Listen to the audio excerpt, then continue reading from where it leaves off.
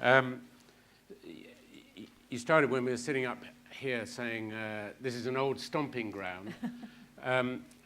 Actually, slightly less thanks for reminding me of my age, because I actually did my PGC at the Institute, but in fact in those days the Institute of Education was in Senate House across the way, so that was before this building was even put up.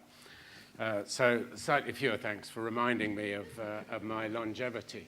And actually this platform must have been used to give very many lectures about education of one kind or another. And it does remind me, if I just take 2 minutes, on a little story about three people, a Dane, a Norwegian, and a Swede, who were traveling abroad somewhere, and they were kidnapped and told that they had 24 hours to live. But they each would be given one wish, which would be granted before they were killed. And so the kidnapper turns to the Dane. This is about national stereotypes, by the way. Turns to the Dane and says, so what's your wish? And the Dane says, oh, I'd like 6 bottles of ice-cold Tuborg, please. And so kidnapper rustles up from somewhere 6 bottles of ice-cold Tuborg, and the Dane starts glugging his way through.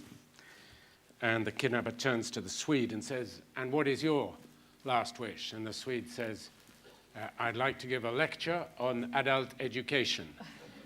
And the Norwegian says, kill me now, please. So I'm not giving a lecture on adult education. I'm going to say something about this topic. I do want to say at the beginning that I am certainly one of the people here who has least direct experience of prison education. When I came to take over as director of the inquiry, there were a number of themes which I'll show you already established for the inquiry.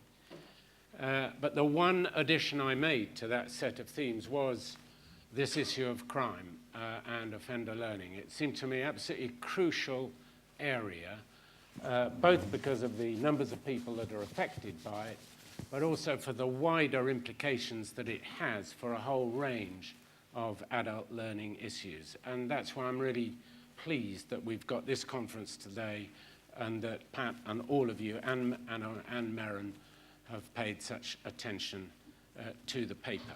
So what I want to do is try and briefly give you the context of the inquiry within which the paper was developed, say some things about the sort of framework, and then include in that some of the practical suggestions and recommendations that we make. Now, you as an audience don't need reminders of these, but I'm just giving them as context, the incredible